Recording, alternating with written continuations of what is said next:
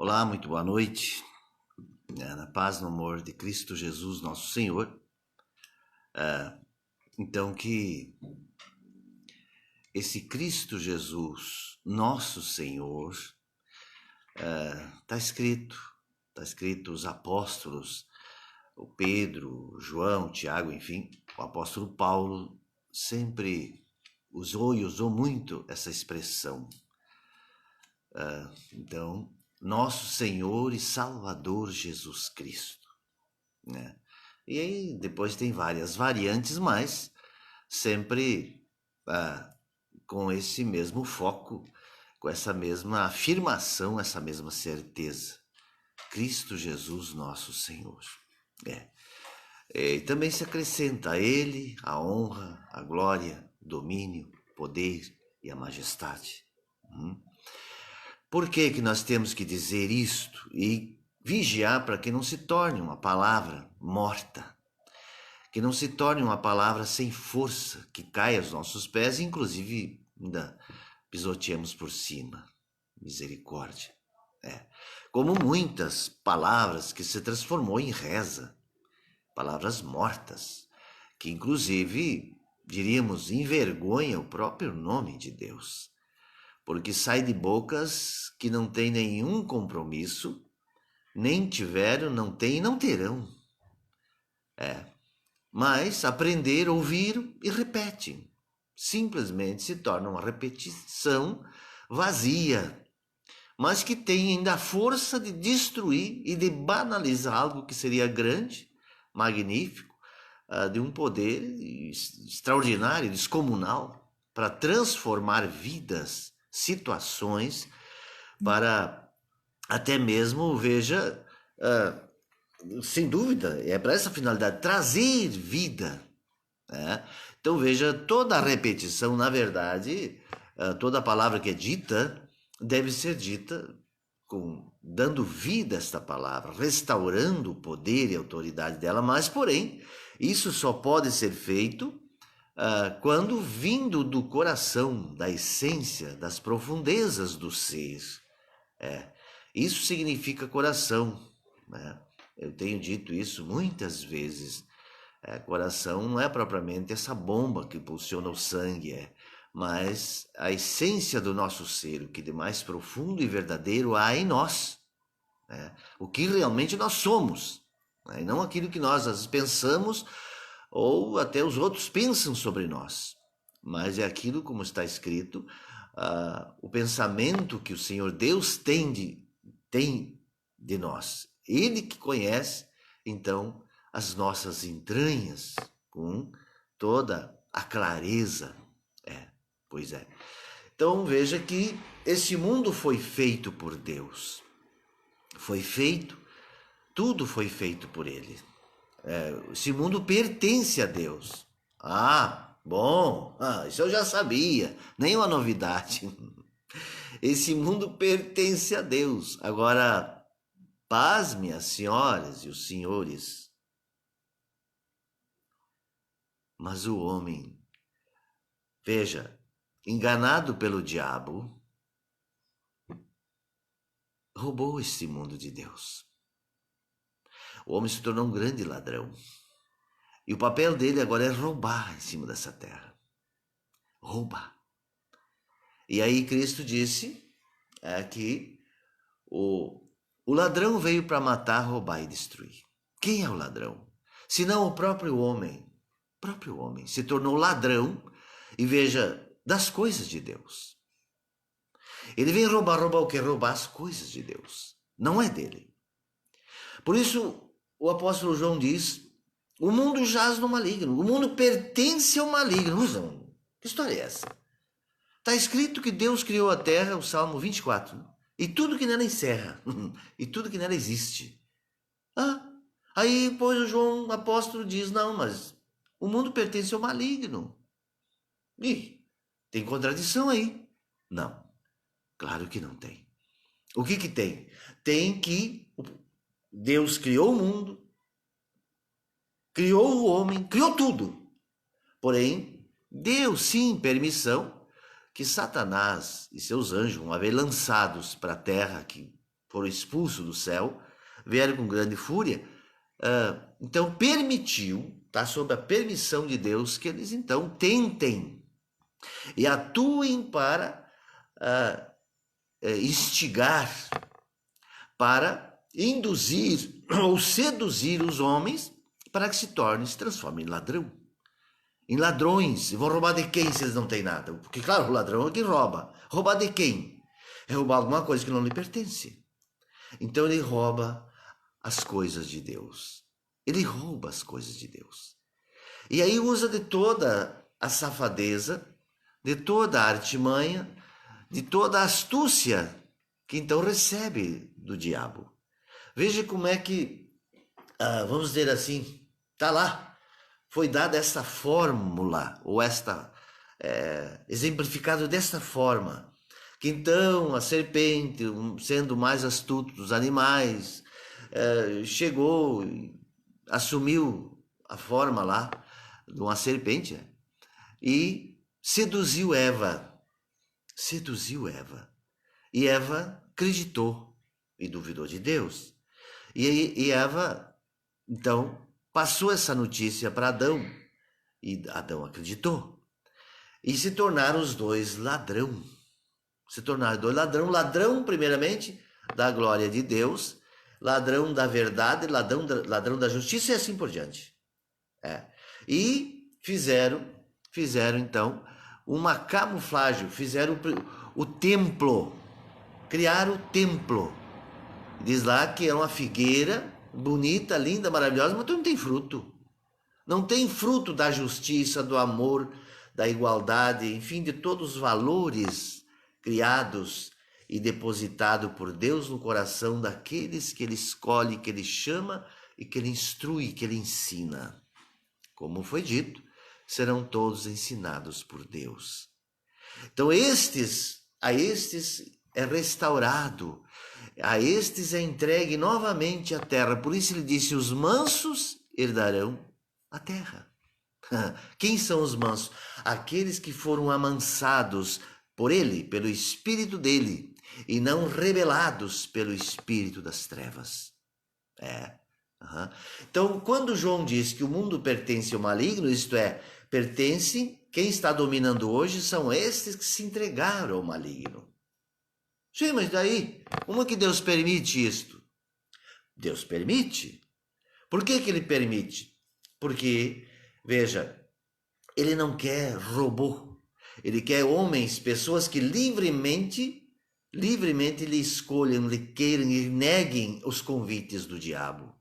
Renunciam aos convites do mal e não aceitam serem roubadores da glória de Deus, da graça de Deus e de tudo que vem das mãos de Deus, porque tudo vem dele, não tem dúvida nenhuma. Porém, veja, tudo que for feito e não for feito com ele, nele e por ele, diz lá que não vai ficar nada,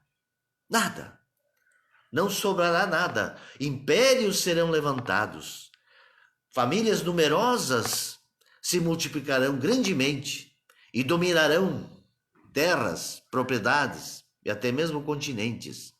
Porém, diz lá que não ficará nada, além do testemunho que eles deram de que foram ladrão, do que negaram a Deus, de que roubaram de Deus.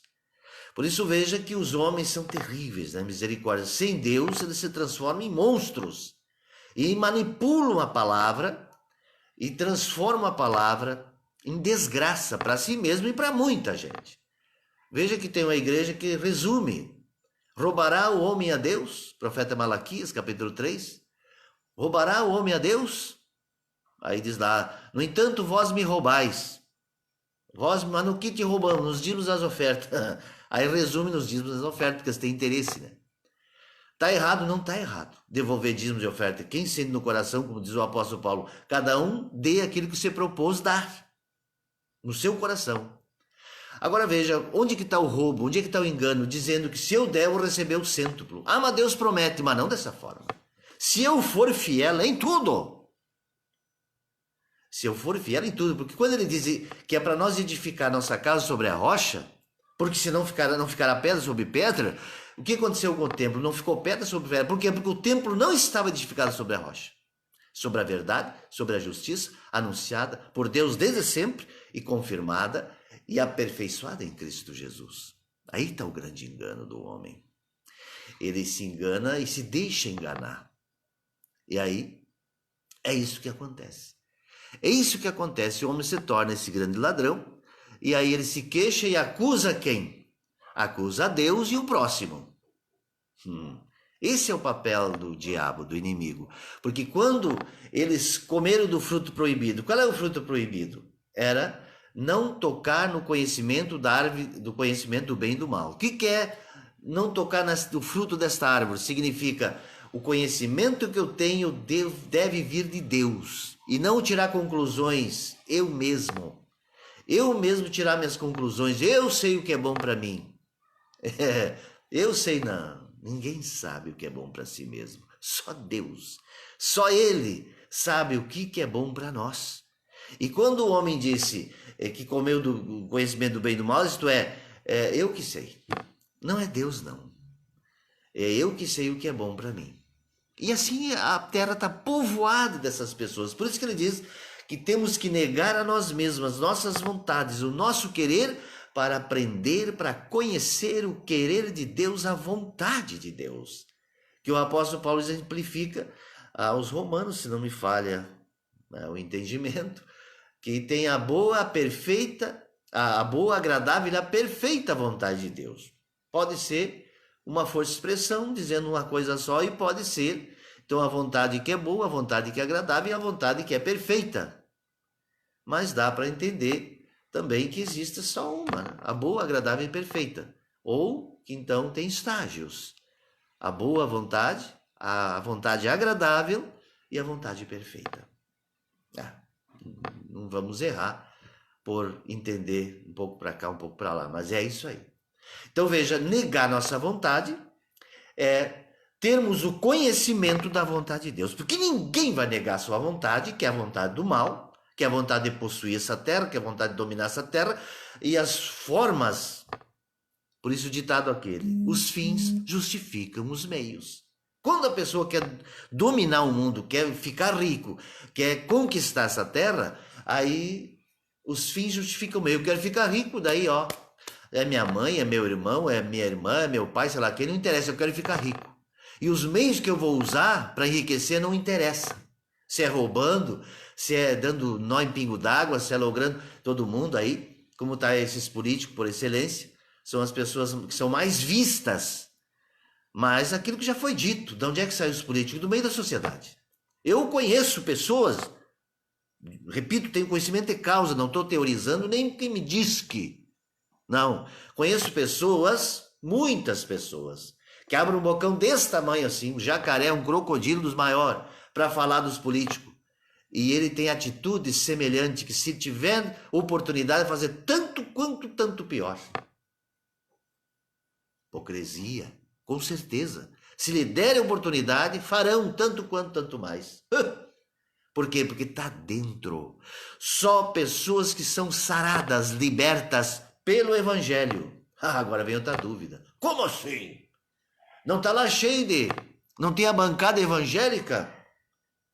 Eu estava vendo essa semana que esse brilhante Ustra, o ídolo do Bolsonaro e de muitos outros, ele era da igreja presbiteriana. Eu não quero acreditar que ele era pastor, mas parece que até, não sei se era pastor, presbítero, alguma coisa lá dentro. Eu me nego a acreditar. Honestamente, me nego a acreditar. Não tenho fonte segura para falar isso. Estou vendendo pelo preço que eu comprei. Não fui atrás, mas vi essa notícia que ele era da igreja presbiteriana, que inclusive é uma igreja que critica todas as outras. E agora está lá, o ministro da Justiça é dessa igreja. E parece que tem outro agora que vai entrar também, que também é dessa igreja, que já entrou, já está lá, coisa que vale. Então, veja, não, vocês têm assistido, creio, o quanto eu tenho falado, quanto eu tenho dito, que o evangelho não é representado para essas criaturas. E que equivocadamente, demoniacamente, diabolicamente, se apossaram, se dizem donos da própria Bíblia. e de tudo que é sagrado, como os católicos. Agora, como eu falei, né? Os depósitos fidei, tá lá, eles são responsáveis por guardar a fé, para que não haja desvio, que é mais desviado que tão. Mas que ironia! Pode haver desvio maior do que estão praticando isso há séculos. Aí se arvoram de juízes, de dizer isso é anátema, isso é blasfêmia, isso é heresia. Mas e o que fazem?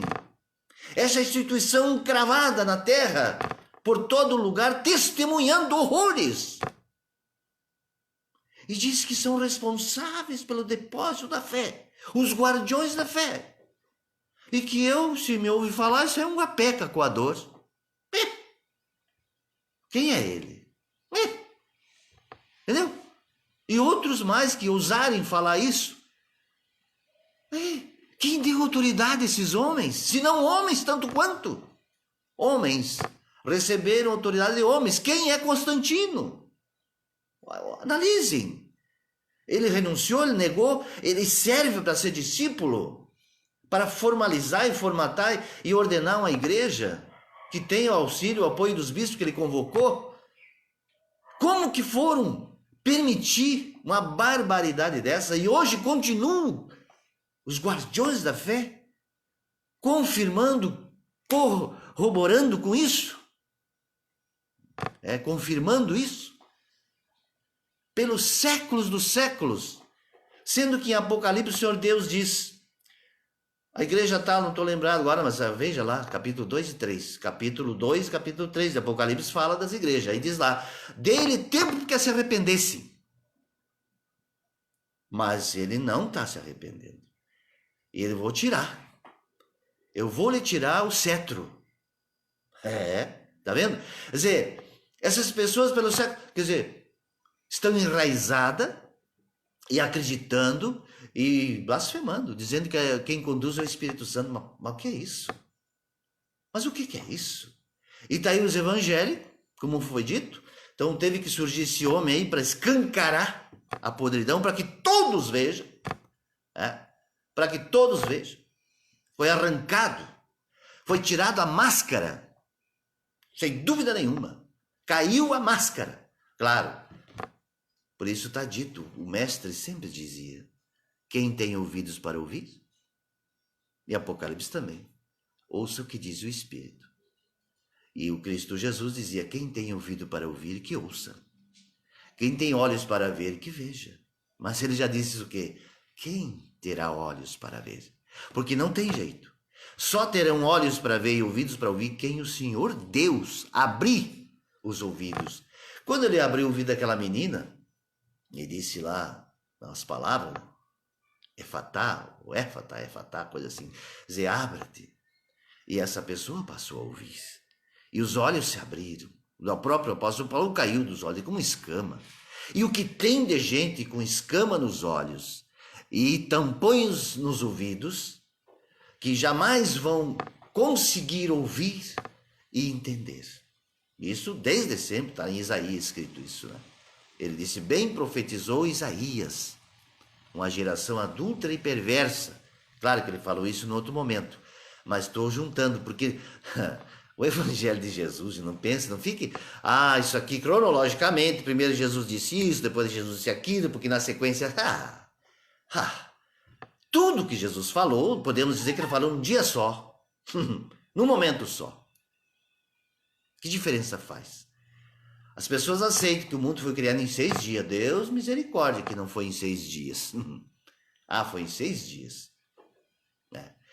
Então, veja, tudo que o mestre falou é como se fosse uma palavra só. Uma palavra só. E aí essa foi se derivando em muitas para o nosso entendimento. Para o nosso entendimento. Mas uma só basta. Então diga essa palavra, está resolvido. Sim, quando ele disse, no primeiro mandamento, amar a Deus sobre todas as coisas, chega. Chega. Aí vem lá aquele homem e diz, mas isso eu tenho feito desde criança. Olha bem, Viu? Mas isso eu tenho feito desde criança, tenho guardado os mandamentos todinhos. Aí, veja, o Senhor Deus que chamou ele lá para ser batinado pelo filho, né? Aí o filho, né, o mestre Jesus disse, muito bem.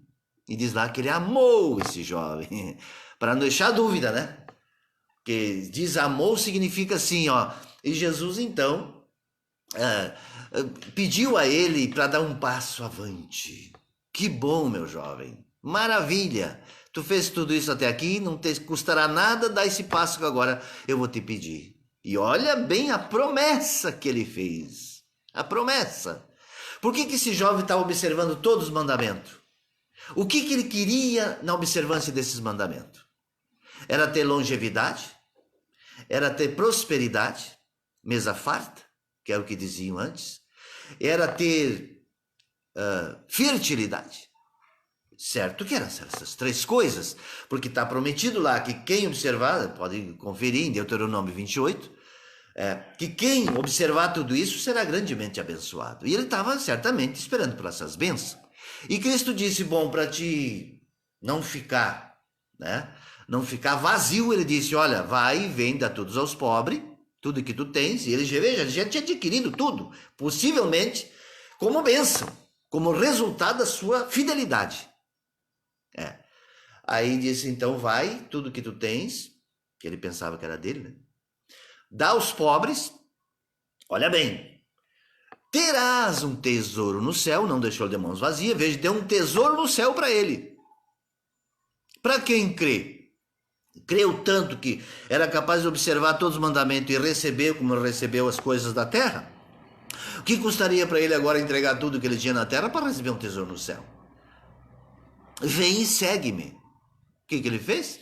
Saiu triste. Por quê? Porque ele creu nos mandamentos e seguia os mandamentos mecanicamente, metodicamente, mas não havia se rendido, se entregado de corpo e alma.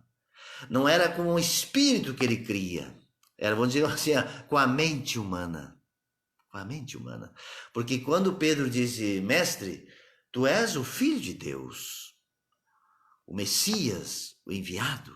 Ele disse, Pedro, bem-aventurado és tu, porque não foi a carne e o sangue que te revelou, mas o Espírito de Deus.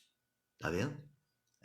Então este jovem, este homem, este rico, ele recusou, por quê? Porque na verdade ele não amava Deus. Ele não estava nem observando nem o primeiro mandamento. Porque se estivesse observando, prontamente, maravilha. Maravilha, glória, seria glorificando a Deus. O que Zaqueu certamente não confessou. O Zaqueu confessava outra coisa, que ele amava o mundo, amava a riqueza e estava buscando a segurança nessa terra. Mas quando ouviu a proposta de Cristo, ele prontamente resolve hoje, vou distribuir tudo que tenho, da metade do que tenho, vou devolver 4 vezes mais do que eu roubei. Olha bem, 4 vezes mais do que eu roubei. Que mandava a lei de Levítico, né? Não sei o capítulo e o versículo, mas está escrito. E ele ia observar a lei, ia devolver 4 vezes mais, e Cristo disse para ele, muito bem, hoje entrou salvação nessa casa, porque verdadeiramente esse é um filho de Abraão. Está aí, ó. Então, por isso, hoje as pessoas, é fácil se batizar e é fácil ser evangélico. Mas aí, agora eu repito, escancarou. Escancarou, porque estão seguindo um homem fielmente, defendendo ele de unhas e dentes, usando o nome dele, e ele mesmo se dizendo. Então é bom para quem aceita Constantino, que eu já falei aqui, vocês pesquisem, como eu pesquisei um pouco por alto ainda, mas se quiser se aprofundar, pode. Hoje está livre acesso, né? Que Constantino se vestiu esplendidamente e desfilou no meio da Assembleia dos Bispos Católicos, como um grande rei da terra. Isso que está escrito lá, só tendes um rei, só tendes um mestre, só tendes um pai, só tendes um pastor, só tendes um senhor. Mas tudo isso caiu no vazio. Caiu no vazio. E ele, então, foi o grande Constantino.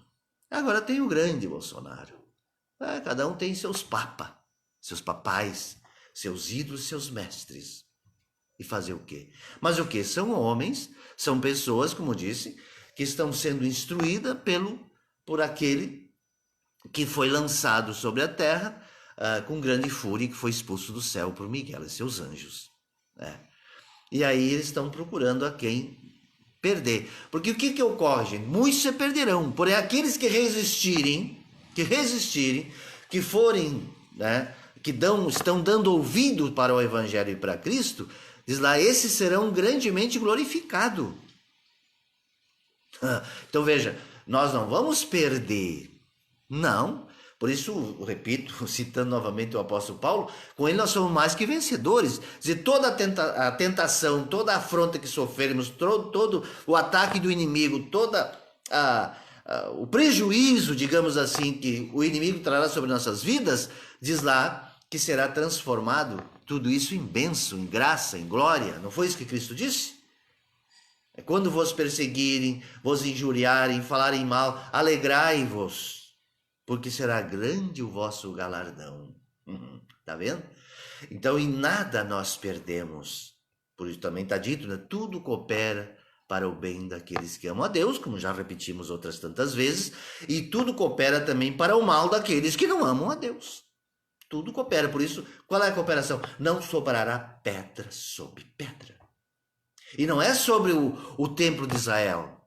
É sobre todos os que não confessarem, os que não se renderem, os que não se entregarem, os que não renunciarem. Não ficará pedra sobre pedra dessas vidas. Família inteira. Pode, ele está escrito desde sempre. Desde sempre. Por isso o livro dos judeus, chamado Sabedoria e Eclesiástico, eles trabalham muito essa parte. E Eclesiástico diz, quem gerou filho, mas não gerou filho para Deus, é melhor que não gerasse nada. Claro que gerou para o inferno. É melhor que não tivesse gerado nada. E aí tem uma das teorias do Macedo, aquele chamado Bispo Universal, que diz, né, que não é Deus que quer que as crianças tenham, que os homens tenham filhos, tenham crianças e coisas assim por diante. É o diabo. Porque quanto mais filho tem, mais o inferno fica cheio. As conversas. E essa é a crença dele. Por isso ele diz também que ele é a favor do aborto. Isso ele, não sei se mudou de ideia, mas está escrito, está registrado nas pregações dele, né? Ele diz que é a favor do aborto, porque é melhor abortar do que virar um marginal depois e prejudicar as pessoas. Se criar uma pessoa, não sei o que, tem várias justificativas. Enfim, bom. Mas estou dizendo que assim circulam essas teorias e essas práticas e essas doutrinas que se firmam, porém, não é nem paralelo ao Evangelho, mas contra o Evangelho. Que não tem. O que ele diz? Quem não é por mim, é contra mim, quem comigo não ajunta, espalha. E nós estávamos verificando aqui, né? Estou aqui hoje na casa do irmão, abençoado. Vou citar, nunca tenho citado, mas agora vou citar o Eliandro. O Eliandro e também da Franciele, a esposa. E mais a nossa irmã amiga Dirlene. Amém. Agora todo mundo vai dizer, ia contar aqui em casa nunca cita. Agora está citando. Amém. Que Deus abençoe. Bem, então nós estávamos pesquisando aqui, e lembra daquela passagem, é Mateus 21, então que diz lá que esta pedra angular, quem cair sobre ela será feito em pedaços, e quem ela cair sobre este será reduzido a pó. Tá vendo? Então observem que não pense que não terá consequência. E as pessoas têm pressa que Deus faça justiça. Esses mentirosos, quando serão calados? Esses roubadores, esses enganadores, injustos e assim por diante. Quando o Senhor Deus fará justiça? Não. É tudo no tempo dele. Nada escapará. Nada. Como tem um ditado antigo que diz, ninguém perde por esperar. Não. E também está escrito no Salmos 37, né? Não te indignes por conta da prosperidade dos maus, da injustiça que campeia sobre a terra, né? Que galopa sobre os continentes. A terrível injustiça. Haverá o dia do juízo e da vingança de Deus, né? E por isso, quem teme a Deus diz, Senhor, tem misericórdia. Abranda a tua ira, como disse Moisés. sobre... É um filme, né? Mas com certeza eu creio que ele tenha dito isso. Senhor, abranda a tua ira, retira essa maldição sobre os primogênitos do Egito até mesmo. Abranda a tua ira, Senhor. Então o próprio Cristo Jesus diz, Pai, perdoa. Não retribua segundo a maldade desse povo. E está escrito, né? Que Deus não retribui segundo a nossa maldade. Mas por isso diz que ele é longânimo e compassivo. Mas diz lá também que tem limite e haverá sim a justa medida e o justo castigo para todos os rebeldes, para todos os que ousarem lhe afrontar, como também está dito.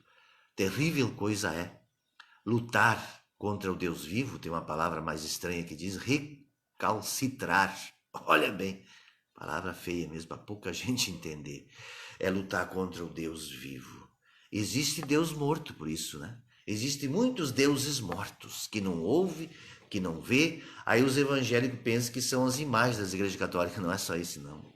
São as imagens que os evangélicos também têm no seu coração, que é um Deus morto. É um Deus, é um ídolo também.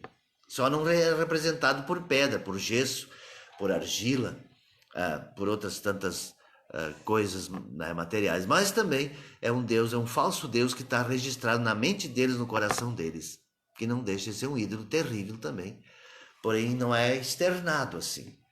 Não é em Corcovado, não é em Aparecida, não é em Maria das Quantas aí. Então, observem que é em espírito e verdade. A grande ofensa que é feita a Deus e a grande adoração é em espírito e verdade. Não tem. É em espírito e verdade. Aquilo que procede do coração, da essência que nós falamos no início. Do âmago do ser. Do âmago. Então, por isso ele disse, bem-aventurado aqueles que não se escandalizarem das minhas palavras. O que é se escandalizar? Quer dizer, não. Isso está errado, não pode ser assim.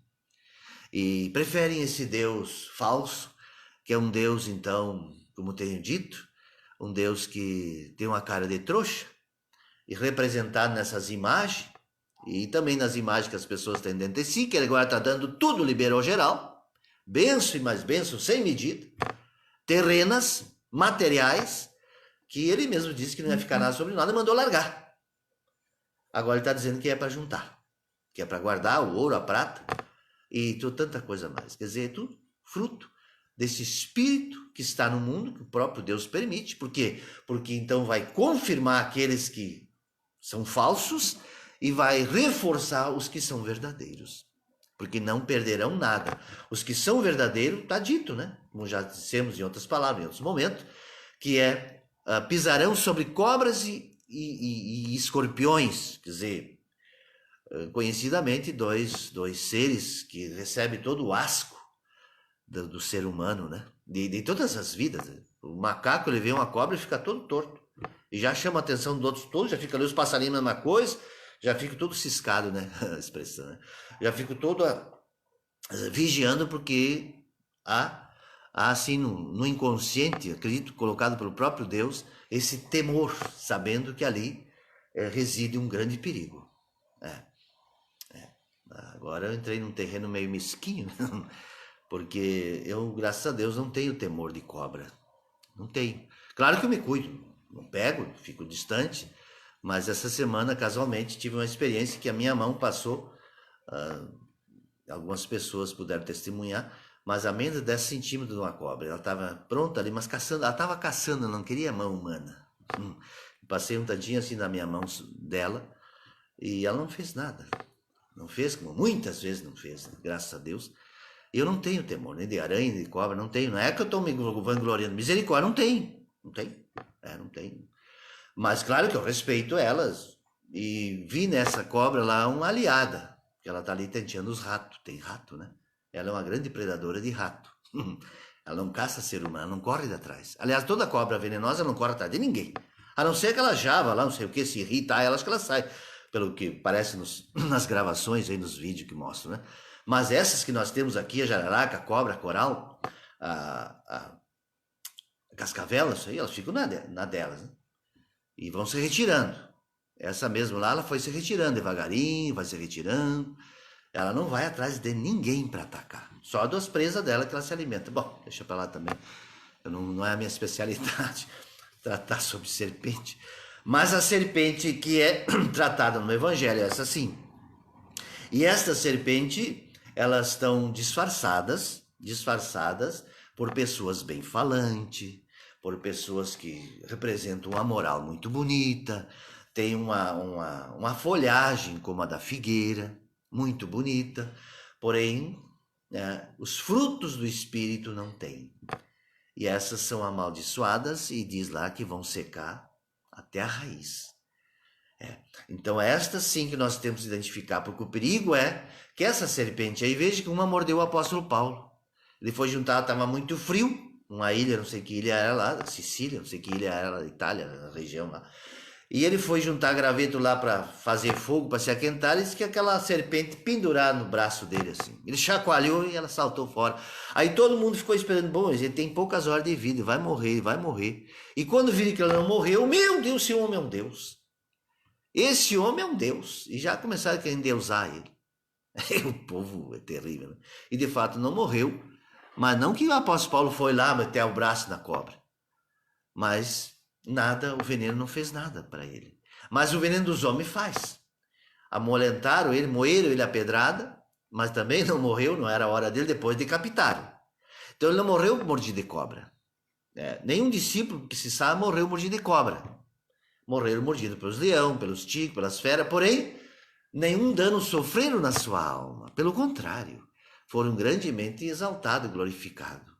Com toda certeza. Porque não negaram a Cristo. Então, veja, eu não gosto de mosquito.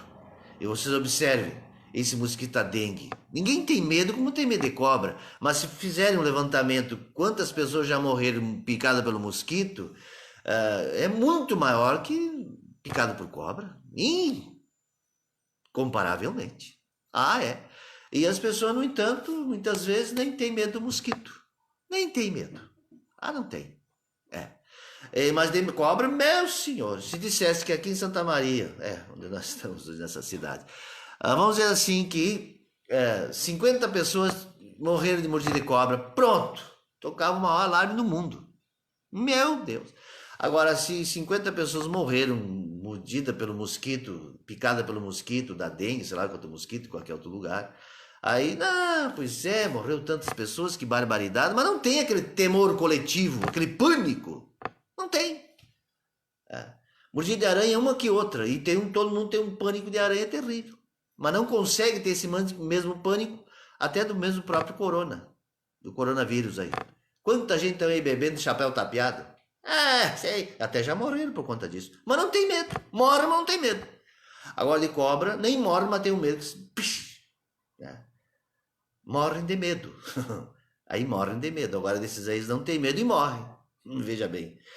Bom, mas isso também, esses medos, também está no mesmo bojo da libertação do Senhor.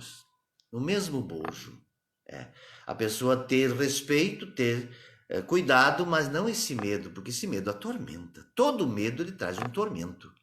Ele é algo que degrada o ser humano, que deixa ele vulnerável. E o medo faz com que as pessoas, então, muitas vezes até vendem a própria alma para o diabo, digamos assim. Por medo de passar fome, medo de ser pobre, medo de perder a casa, medo de perder marido, medo de perder a esposa, medo de perder filho, medo de perder pai, medo de perder a mãe, medo de perder essas coisas da terra, perder a moral, perder não sei o quê. Fazem horrores, matam e se matam. Movidos por esse medo, pelo espírito do medo. Por isso que o Senhor Deus diz lá em Jeremias, se tu tiver medo deles, eu vou despertar o medo em você. Vou fazer você ter medo deles. Mas se tu não temer a eles, eles nada poderão contra ti. Ninguém irá te vencer. Ninguém irá te matar. Nenhum dano sofrereis. Nenhum dano sofrereis. Ficarás incólume. Intocável. Não serás abalado. Por isso, aquela expressão, cai 1000 ao teu lado e 10 minutos à direita. Aí pessoas que não têm compromisso nenhum com o evangelho, nenhum com a palavra, ficam citando esse salmo. Palavras, palavras. E estão lá com figa, e estão lá não sei mais o que. Elas citam esse salmo e mais 1 milhão de outras coisas. Elas carregam juntos. Carregam junto. Pedras, e sei lá, outras tantas coisas. E se cercam de outros tantos parladores frívolos junto a isto também. Como pessoas dizem, eu aceito a oração de pessoas que estão muitas vezes em situação delicada de saúde. Eu aceito a oração de todo mundo. Deus é um só e vem aqui, gregos e troianos, e ora por mim. E é o budista, e é o espírita, e é o livre pensador, e é o espiritualista, e é o evangélico, e é o católico. Vem aqui todo, vem cá me orar por mim. O Senhor Deus diz, a minha glória não reparto com ninguém. Com ninguém. Ou crê em mim, ou crê em mim. Não tem.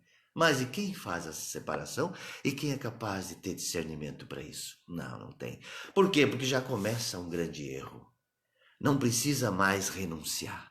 Não precisa mais negar a si mesmo. Não precisa mais deixar nada. É só sobreposição. Placas em cima de placas.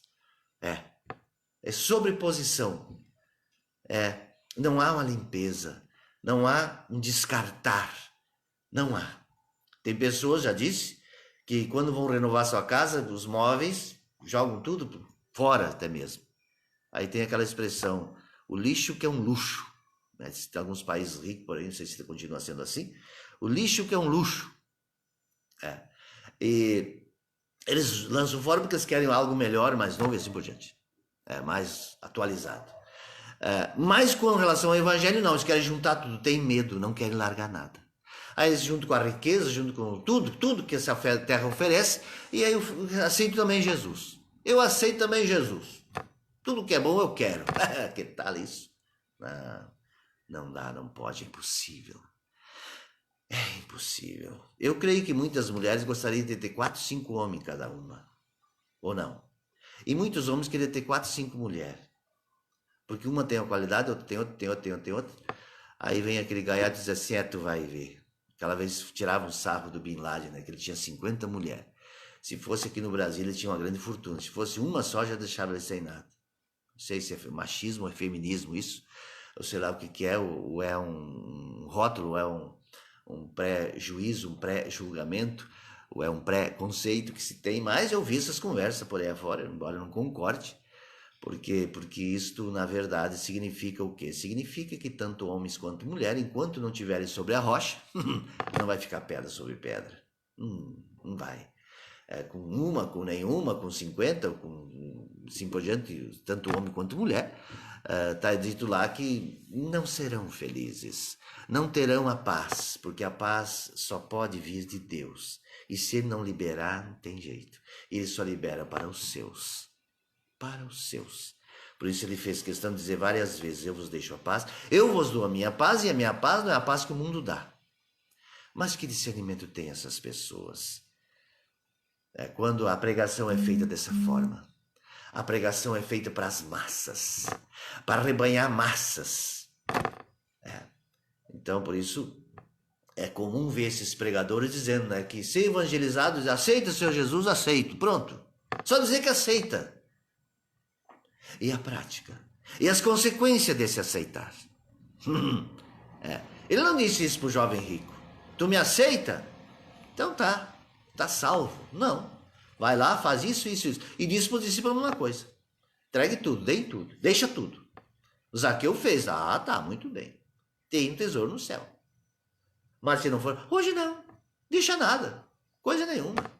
Aí ficou ao acesso de todos. Ao acesso de todos. Este cristianismo está aí. Que não tem autoridade nenhuma, não tem poder nenhum, que está sendo pisoteado pelos homens. Pisoteado. Ele e quem crê nele. Porque hoje no Brasil, dizer que é pastor, dizer que é de igreja, para quem não foi doutrinado por essas igrejas, é um palavrão. É um palavrão que está sendo zombado direto, diuturnamente desprezado. Diuturnamente. Essas pessoas serão com certeza. Porque, veja, para mim falar alguma coisa, a princípio eu tenho que ter colocado a minha vida na mão de Deus. Eu tenho que ter feito a minha parte. Com os defeitos, com as falhas, porque ele disse, sede perfeito, porém ele sabe. Ele sabe que essa perfeição é alcançada no caminhar. No caminhar. Andando. Essa perfeição nós vamos buscando. Não é situação estanque. Agora, a partir de hoje, tu é perfeito. Não. A partir de hoje, sou santo. Não, tu está num processo de santidade. E a santidade se dá em crer nela. Crer. E a perfeição se realiza em crer nela. Eu creio. Agora, claro, para essas pessoas que não creem, tu nunca será perfeito. Aos olhos do homem, aos olhos do mundo, aos olhos dos perdidos, nem Cristo é perfeito. Eles dizem, né? Olha a palavra que reduziram a Cristo Jesus e o entendimento que eles têm dele. Quando dizia assim, mas nem Deus agrada a todo mundo, nem Jesus conseguiu agradar a todo mundo. Eu volto a repetir, e ele veio por acaso para agradar homens? Da onde? Se nem o apóstolo Paulo diz. Se o apóstolo Paulo, que é como que vão comparar ele a Cristo? Como que vão comparar ele a Cristo? E ele disse assim, e eu estou aqui para agradar homens? Ele disse? Não. E se eu tivesse para agradar homens, eu não estava aqui. Eu não tinha deixado tudo, não tinha renunciado a tudo. Ele disse. Eu não estou aqui para agradar homem nenhum. Bem assim ele disse. Entendeu? E imagina o próprio Deus na pessoa de Cristo Jesus. Não. Ele não veio para agradar ninguém. Ele veio ensinar, veio mostrar o caminho para o Pai e para aqueles que se agradarem dele. Parem com esse engano. Essa farsa. Ninguém é perfeito, porque nem Deus agradou todo mundo. Mas da onde que ele veio para agradar? Olha o equívoco terrível que as pessoas cometem. E vendem esse peixe podre aí, que ouviram e passam a vender, e passam a falar também. Não, veja bem, nós temos que nos lavar, nos purificar, porque isso é um veneno. Isso é pior que a serpente. Esses pregadores já comparam com serpente, porque esses têm a força, inclusive, de realmente matar tua alma. Matar teu espírito, com uma falsa crença, uma falsa religião, um falso entendimento, como foi dado para Adão e Eva. Mas tinha uma igreja linda, maravilhosa, que era uma figueira, que, veja bem, quando diz lá que eles foram tecer folhas de figueira, significa construir uma religião, uma crença, que eles se abrigaram nela, que Deus aceitava, que Deus tolerava, que Deus permitia tudo aquilo. Não. Como agora, como o templo. O que é um convívio de ladrão? A pessoa vivia a vida que vivia, logrando, explorando, tinha escravo, tinha tudo que era tipo de injustiça, mas eles eram religiosos, acreditavam que, por conta disso, eles estavam salvos. Por conta disso, estava tudo bem. Aí, falando nisso, disse que esse homem também que estava com dinheiro escondido, né? Esse último agora, disse que é também dessa igreja. Até não, eu também me recuso a acreditar que também ele é da igreja presbiteriana. Misericórdia. Mas não importa também a placa, né? O fato é que são os tais evangélicos que estão aí dando cobertura como estavam dando no tempo e no templo de Salomão. Que foi a razão por que aconteceu e o que fizeram com Cristo Jesus. Então nós não podemos esquecer isto e deixar isso cair no descrédito. Isto é fazer a memória de Cristo. E não pegar ali e fazer aquela oração, não sei o quê, como ele diz, fazer isso em minha memória. E estão pensando que aquele ritual ali significa a memória de Cristo. Isso é uma zombaria. Isso é um reducionismo, reduzir Cristo a umas palavras que misericórdia. Tirar do contexto, tirar tudo fora. Isso é banalizar da forma mais vulgar que possa se imaginar. Fazer a memória de Cristo é assumir a posição que ele assumiu. O Filho do Homem não tem de reclinar a cabeça. E ele disse, vocês podem fazer, eu vou repetir o que já foi falado, acho que na última lá ou na penúltima, né? Vocês podem fazer as obras que eu faço fazer maior. Então neguem tudo. Neguem como ele negou. Ele não tinha onde reclinar a cabeça. Ele veio para os seus o rejeitaram. Ele fez o mundo e o mundo que ele fez entregou para os homens e os homens expulsaram ele. Vai-te daqui. Vem nos atrapalhar, como o diabo disse. Que tu veio aqui nos perturbar? Que nós temos contigo? Olha, e os homens disseram a mesma coisa. O que nós temos que nos perturbar aqui? A nosso templo, a nossa religião, o nosso povo veio bagunçar. Vai-te embora daqui. como fizeram aqueles homens lá, daquela região de, como é que é lá? Gadareno, os gadarenos lá, dizem, não, Jesus, vai embora daqui. O Senhor vai matar todos os nossos porcos. Nós temos muita criação de porco aqui. O senhor não é bom, não é bem-vindo aqui. Mas não foi só nos gadarenos lá dos porcos. No templo não foi diferente. Vai-te daqui. Foi pior ainda. Porque dos gadarenos ele saiu de boa, mas do templo ele saiu a paulada. Zombada, apedrejado, crucifica. No templo, não foi dos gadarenos. Os demônios fugiram dele, mas os demônios do templo foram para cima dele. Tá vendo como os demônios do templo é muito pior que os gadarenos? Muito pior. E aí diz lá, inclusive, que os gadarenos, depois esse endemoniado terrivelmente, que foi liberto desse espírito, foi lá e pregou, e depois na próxima ida de Jesus lá, se receberam com todas as honras. E o templo receberam de que jeito? Até receberam uma meia dúzia lá depois, saiu de Jerusalém, a cidade do grande rei, a cidade dele, saiu de lá como um verme terrível. Pensa que mudou? Pensa que mudou? Não. Então aí as Babilônias, como já falamos sobre esse assunto, instaladas, com todos os requisitos, com todos os direitos, que este mundo, olha, saiu, olha, para muito mais da encomenda, misericórdia. Que eu tenho dito, não tenho dúvida disso, que a ofensa hoje, que é feita para Deus, é muito maior que daquele tempo. Muito maior. Porque ele disse, se eu não tivesse vindo, e ele citou, Sodoma e Gomorra vão se levantar contra vocês. Tiro e Sidônia, a mesma coisa. Porque se tivessem ouvido o que vocês ouviram, eles teriam se convertido. Mas vocês endureceram o coração e continuam. Terrivelmente endurecidos. Uma afronta inacreditável estão fazendo o Senhor. Então aí, com a consciência tranquila, tudo irmanados nessa torre, acreditando que estão chegando a Deus, que estão atingindo os céus. Dominaram. Estão de dono da crença. De dono.